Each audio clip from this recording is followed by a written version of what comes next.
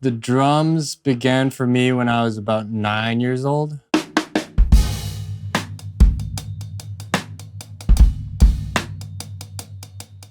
I became that annoying kid that was just drumming on everything, hitting everything.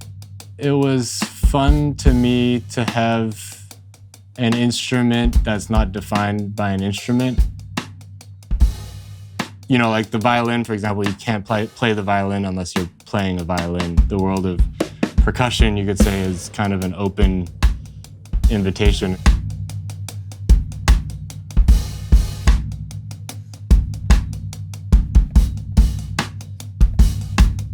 My first drum teacher was really great.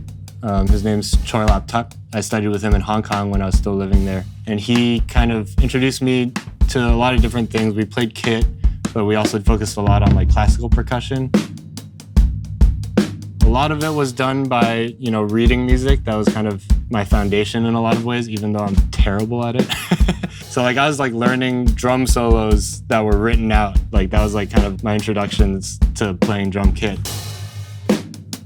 And then in high school, I kind of discovered a lot of different rock and roll and classic rock, and then got into jazz and was learning how to play the different styles and different languages.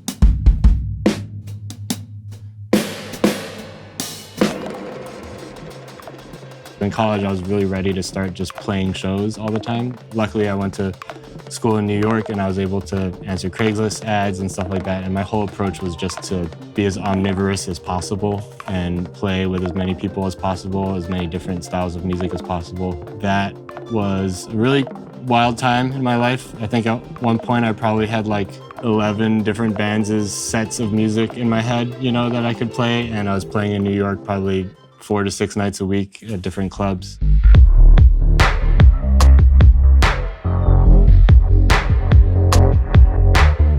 Something that I kind of realized and learned pretty early on in my time playing music in New York, and I was playing a lot of different bands, is really seeing how every artist has a different perspective on music and they have a different value system.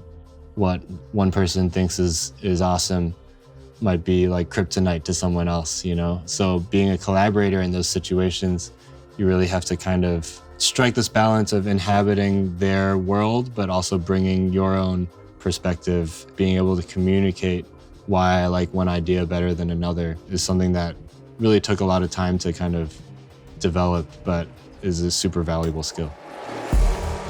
I definitely am not the type of person who is practicing 12 hours a day, and maybe 2 to 3 to 4 hours a day, something like that. And a lot of, I think, my development also had to do with when I was not at the drums. I studied with the same drum teacher for 4 years. His name's Tony Moreno, and he's incredible.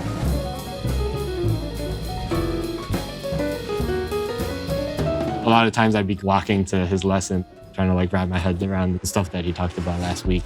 He would always give me crazy polyrhythmic concepts to kind of digest. And a lot of that was honestly easier for me to wrap my head around away from the kit. Learning rhythmic concepts and stuff like that came from just walking around New York City and using my walking as sort of like a metronome and a pace.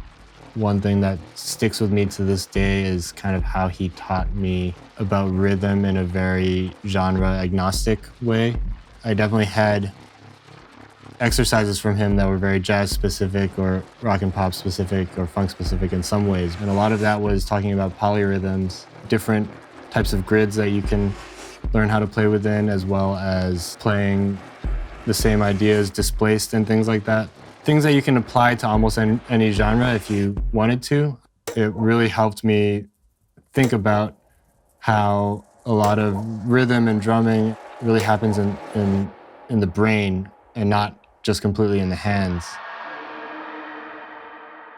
Another big milestone was the first sort of bigger touring gigs that I started to do, where I got to really tour a set of music around the country and in Europe.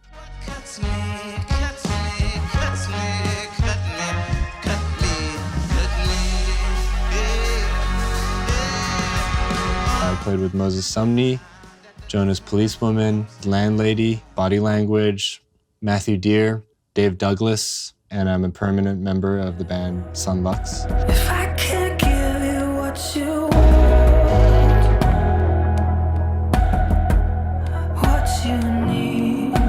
I spent a very good portion of my life on the road. I think from about 2011 till 2020, I was on the road probably 6 to 10 months out of every single year. It has been an incredible experience. I've played it all over the US and Europe, and I've also been to Australia. Recently, actually, I played a show in Africa for the first time as well, and that was a really beautiful experience. Lately, I've been spending less time on the drums and more kind of in production land and things like that. So it's all just about following the breadcrumbs of inspiration. Recently, I've collaborated with a hero of mine, Kazu Makino from the band Blonde Redhead.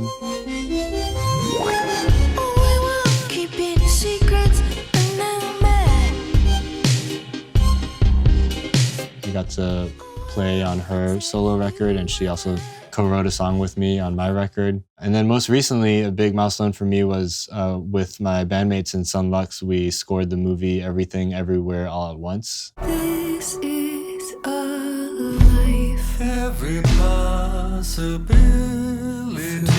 from destiny. I choose you. For the closing credits, we did a song with Mitski and David Byrne, and that was a dream. It was my first scoring experience, and I fell in love with the process, and I think I'm gonna do it a lot more. Burnout is very real in music, and a lot of the beauty and fascination with music comes from the unknown, and especially when you learn sort of the nuts and bolts of it in school, like how music is put together, like some of that magic and mystery can go away.